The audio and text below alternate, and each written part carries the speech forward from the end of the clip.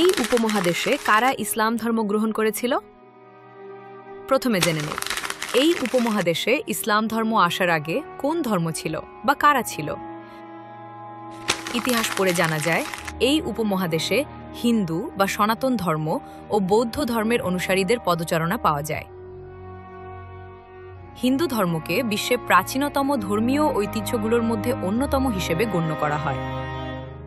প্রায় 4500 বছর বা খ্রিস্টপূর্ব 2500 অব্দে সিন্ধু সভ্যতার সময়কালে এর কিছু প্রাথমিক বিশ্বাস ও প্রথা লক্ষ্য করা যায়। প্রায় খ্রিস্টপূর্ব 1500 অব্দে এই অঞ্চলে আর্যদের আগমনের আগেও এদের অস্তিত্ব পাওয়া যায়। সুতরাং বলা যায়, হিন্দুরা এই অঞ্চলে শতাব্দীর পর শতাব্দী ধরে বিকশিত হয়েছে। বৌদ্ধ ধর্মের প্রতিষ্ঠাতা হলেন সিদ্ধার্থ গৌতম বুদ্ধ। তিনি খ্রিস্টপূর্ব 6ষ্ঠ শতাব্দীতে প্রাচীন ভারতে জন্মগ্রহণ করেন এবং বর্তমান নেপাল ও ভারতের সীমান্ত অঞ্চলে ধর্মপ্রচার শুরু করেন। এরপর সম্রাট অশোকের মতো শাসকদের পৃষ্ঠপোষকতায় এই ধর্ম উপমহাদেশের বিভিন্ন অঞ্চলে দ্রুত ছড়িয়ে পড়ে। সুতরাং বলা যায়, ইসলাম ধর্ম আসার আগে এই উপমহাদেশে হিন্দু ও বৌদ্ধ ধর্মের উপস্থিতি পাওয়া যায়। এবার আসি, এই উপমহাদেশে কারা ইসলাম ধর্ম গ্রহণ করেছিল। দুটি উপায়ে ইসলাম ধর্ম ছড়িয়ে পড়ে। 1. সুফি সাধকদের মাধ্যমে। 2. মুসলিম শাসকদের দ্বারা। উপমহাদেশে ইসলাম ধর্ম ছড়িয়ে পড়ার ক্ষেত্রে সুফি সাধকদের ভূমিকা অনেক বেশি। এছাড়া মুসলিম ব্যবসায়ীদের প্রভাব অনেকটা পরিলক্ষিত হয়, কারণ তারা সৎভাবে ব্যবসা করায় অনেকে অনুপ্রাণিত হয়। এর কারণ কি? কারণ হল, অধিকাংশ ঐতিহাসিকদের মতে হিন্দু জনগোষ্ঠীতে উচ্চ বর্ণের মানুষ ও নিম্ন বর্ণের মানুষ হিসেবে ভাগ করা।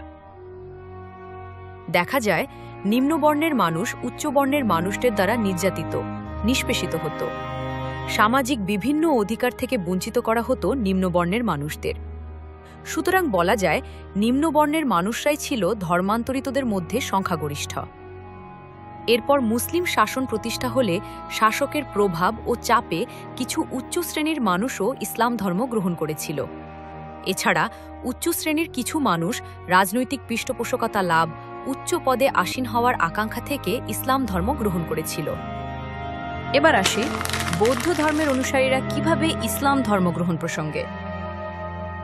বৌদ্ধ ধর্মাবলম্বীদের ইসলাম গ্রহণের পিছনে অভ্যন্তরীণ অন্তর্দ্বন্দ্বের ফলে সৃষ্ট বিশৃঙ্খলা এবং ইসলামের সাম্যবাদী ও সহজ সরল সামাজিকতাই প্রধান কারণ ছিল। এরপর মুসলিম শাসন প্রতিষ্ঠা হলে শাসকের প্রভাব ও চাপে অনেক অসহায় বৌদ্ধ ধর্মের মানুষও ইসলাম ধর্ম গ্রহণ করেছিল। এছাড়া বিভিন্ন প্রত্যন্ত অঞ্চলের আদিবাসী গোষ্ঠীগুলি সুফি সাধকদের আধ্যাত্মিক প্রভাব ও সহজ সরল জীবনযাত্রার মাধ্যমে ইসলাম দ্বারা আকৃষ্ট হয়ে ধর্মান্তরিত হয়েছিল। মুসলিম শাসিত অঞ্চলে জিজিয়া কর থেকে মুক্তি, অর্থনৈতিক নিরাপত্তা এবং বাণিজ্যের সুবিধা লাভের আশায় অনেকে ধর্মান্তরিত হয়েছিল।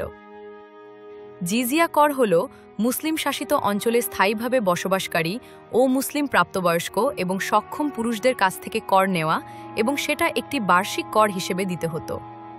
রাজ্য দখলের এটাই বাড়তি সুবিধা, অর্থাৎ ধর্মও সেখানকার মানুষদেরকে প্রভাবিত করত। পরিশেষে বলা যায়, এই উপমহাদেশে ইসলাম ধর্মগ্রহণকারী জনগোষ্ঠী ছিল একটি মিশ্র দল, তবে সংখ্যাগত দিক থেকে হিন্দু ও বৌদ্ধ ধর্মাবলম্বী মানুষরাই ছিল প্রধান।